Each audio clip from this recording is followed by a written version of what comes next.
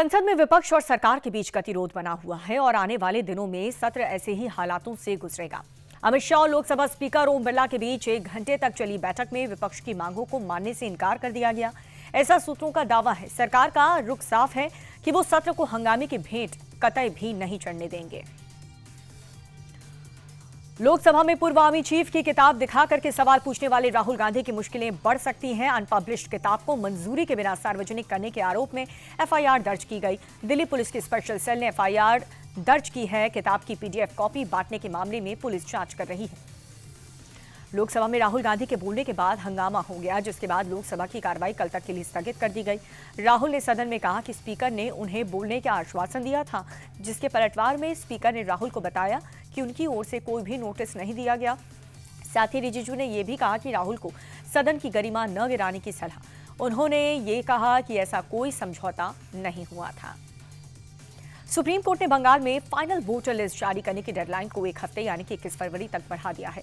Supreme court ने कहा कि वोटर लिस्ट पर अंतिम फैसला ईआरओ ही लेंगे। पहले 14 फरवरी को फाइनल वोटर जारी लिस्ट होगा।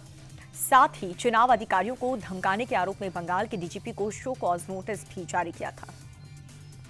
डिजिटल धोखाधड़ी के मामलों पर सुप्रीम कोर्ट ने बड़ा आदेश दिया। सुप्रीम कोर्ट ने केंद्र सरकार को पूरे देश में आरबीआई की गाइडलाइन लागू करने के निर्देश दिए। साथ ही सीबीआई को डिजिटल अरेस्ट के मामले की पहचान करने के लिए कहा। मणिपुर में नई सरकार बनने के बाद एक बार फिर से हालात तनावपूर्ण हो गए। तस्वीरें अखरूल जिले की है, जहां पर हथियारबंद उग्रवादियों ने कई मकानों को आग के हवाले कर दिया। हर तरफ धुएं का गुबार उठता दिख रहा है। ये घटना नगा समुदाय पर एक कथित हमले के बीच हुई। सरकार के प्रतिनिधि फिलहाल डैमेज कंट्रोल करने की कोशिश में लगे हैं। इलाके में धारा 144 भी लागू कर दी गई है। असम के सीएम हेमंता के खिलाफ अजहरुद्दीन ओवैसी ने हैदराबाद के पुलिस थाने में शिकायत दर्ज कराई है। दरअसल कुछ दिन पहले स्थानीय बीजेपी हैंडल की तरफ से सीएम हेमंता का एक वीडियो जारी किया गया था, जिसमें वो बंदूक ताने मियां भाई को चेता रहे थे। ओवैसी को इसी वीडियो से ऐतराज है। उन्होंने इसे मजहबी नफरत फैलाने का पैतरा बताया और सीएम के खिलाफ सख्त एक्शन की डिमांड की। असम के मुख्यमंत्री के खिलाफ ओवैसी ने हैदराबाद में शिकायत की और अब इसे लेकर के सीएम हेमंता का पहला रिएक्शन भी सामने आया। उन्होंने कहा कि वो बांग्लादेशी घुसपैठियों को खदेड़ने के लिए जेल जाने का भी तैयार है। हालांकि वीडियो को लेकर उन्होंने साफ कहा कि मुझे इसकी जानकारी नहीं है। बिहार की राजधानी पटना में जबरदस्त बवाल देखने को मिला है, जहां पर T4 शिक्षा भर्ती के नए नियम को लेकर के गुस्साए प्रदर्शनकारियों ने डिप्टी सीएम सम्राट चौधरी के काफिले को घेरा।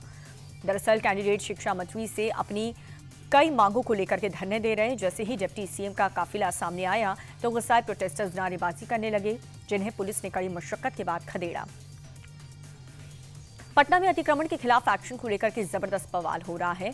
कंकण बाग इलाके में मेदांता अस्पताल के पास अतिक्रमण हटाने पहुंची टीम पर हमला हो गया। लोगों ने बुलडोजर में जमकर के तोड़फोड़ की। प्रदर्शन कर रहे लोगों ने पुलिस पर भी पत्थर बरसाए, जिससे कुछ पुलिस वाले घायल हो गए। महाराष्ट्र जिला परिषद और पंचायत समिति चुनाव में महायुति का दबदबा देखने को मिला। 12 जिला परिषद में से 11 पर महायुति ने जीत कायम की है। केवल 1 सीट पर शरद गुट को जीत मिली और वहीं 125 पंचायत समिति में 103 सीटों पर महायुति का दबदबा रहा। इस चुनाव में भी महायुति की आंधी के आगे महाविकास अघाड़ी पिछड़ा नजर आया। मुंबई के माहिम कॉजवे इलाके में बड़ा हादसा हो गया। खुदाई के काम के दौरान एक मुख्य वाटर पाइपलाइन अचानक से फट गया। पाइप फटने का वेग इतना जोरदार था कि पानी कई फीट ऊपर आसमान की तरफ उफनता हुआ दिखाई दिया, जिससे आसपास का रास्ता पानी से भर गया। इस हादसे की वजह से इलाके में घंटों तक पानी की किल्लत रही। जल भराव के चलते सड़क पर भी जाम लगा रहा। महाराष्ट्र के पालघर जिले में तलसारी में एक बड़ा हादसा होने से टल गया। यहां पर एक अनियंत्रित टैंकर अचानक से होटल में जा घुसा, जिसके बाद होटल में अफरा तफरी मच गई। तस्वीरों में एक शख्स टैंकर के सामने आते ही भागता हुआ नजर आ रहा है। गनीमत ये रही कि हादसे के वक्त होटल में लोगों की मौजूदगी बेहद ही कम थी, वरना कई लोग इसकी चपेट में आ सकते थे। पंजाब के लुधियाना में हथियार के दम पर महिलाओं के साथ दिन दहाड़े लूट की गई। सड़क पर बेखौफ अपराधियों ने बच्चों के साथ जा रही 2 महिलाओं को निशाना बनाया और उनसे सोने के गहने, फोन और पैसे लूट लिए। महिलाओं के विरोध करने पर भी भीड़ ने उनकी मदद नहीं की। तस्वीरों में लुटेरों की करतूत साफ नजर आ रही है। बाहरी दिल्ली के बवाना में एक प्लास्टिक व्यापारी की दिन दहाड़े हत्या से पूरा इलाका दहशत में है। बाइक सवार 3-4 बदमाशों ने व्यापारी का पीछा करके ताबड़तोड़ गोलियां बरसाई, जिससे व्यापारी की मौके पर ही मौत हो गई। पुलिस सीसीटीवी फुटेज खंगाल कर आरोपियों की तलाश में जुटी है। हत्या के पीछे आपसी रंजिश या फिर कारोबारी विवाद की आशंका पर जांच जारी है। देहरादून में एक तेज रफ्तार पिकअप ट्रक का कहर देखने को मिला है। सीसीटीवी में 2 लोग फोन पर बात करते हुए नजर आ रहे हैं कि तभी अचानक से ट्रक ने खड़ी कार में टक्कर मार दी। गनीमत ये रही कि कोई भी शख्स इस ट्रक की चपेट में नहीं आया, वरना बड़ा हादसा भी हो सकता था।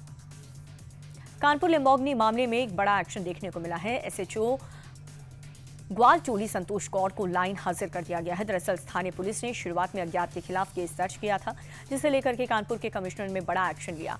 घटना के 24 घंटे के बाद कार चला रही शिवम मिश्रा के नाम पर एफआईआर भी दर्ज कर ली गई। जनसंख्या वृद्धि को लेकर के UP AIMIM chief Shaukat Ali का विवादित बयान सामने आया। मुरादाबाद की रैली ने उन्होंने मुसलमानों से ज्यादा बच्चे पैदा करने की अपील की है और हम दो हमारे 2 दर्जन के नारे भी लगवाए। काशी के दाल मंडी में सड़क चौड़ीकरण का काम तेजी से चल रहा है, लेकिन आज प्रशासन ने एक्शन को लेकर के लोगों ने हिंसक तरीके से विरोध जताया। भीड़ ने पुलिस वालों पर हमला करने की कोशिश की।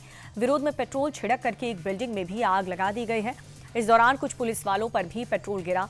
हालांकि थोड़ी देर बाद पुलिस ने सिचुएशन को कंट्रोल कर लिया।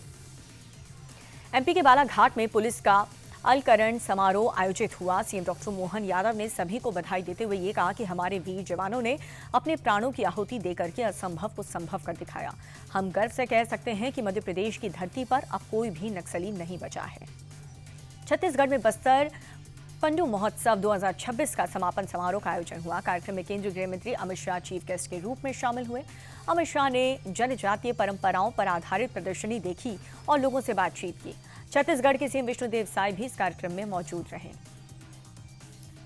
शेयर बाजार हरे निशान पर बंद हुआ। सेंसेक्स 485 अंक और निफ्टी 173 अंक बढ़ करके बंद हुआ। सेंसेक्स में 30 शेयरों में से 21 में बढ़त और 9 में गिरावट दर्ज की गई और वहीं निफ्टी के 50 में से 36 शेयरों में तेजी रही। साथ ही 14 शेयर्स में गिरावट दर्ज की गई। मेटल, बैंकिंग और रियल्टी शेयर्स में बढ़त रही। अच्छे तिमाही नतीजों के बाद एसबीआई का शेयर 7.63% बढ़ करके बंद हुआ। अमेरिकी डॉलर के मुकाबले रुपया टूटा, 9 पैसे कमजोर हुआ, जिसके बाद एक अमेरिकी डॉलर की कीमत 90 रुपये 74 पैसे हुई। फॉरेक्स ट्रेडर्स के मुताबिक दिन भर रुपए में काफी उतार चढ़ाव देखने को मिला। घरेलू शेयर बाजार की मजबूती और विदेशी निवेशकों की खरीद से मिले सपोर्ट को निवेशकों के रिस्क ऑफ रुकते रुपये को कमजोर किया है। T20 वर्ल्ड कप में भारत के खिलाफ मुकाबले पर पाकिस्तान का यू टर्न। आईसीसी और पीसीबी की बैठक के बाद पाकिस्तान ने भारत से मुकाबला खेलने का फैसला किया। 15 फरवरी को कोलंबो में होगा मैच। पाकिस्तान ने पहले भारत के खिलाफ मैच खेलने से इनकार कर दिया था।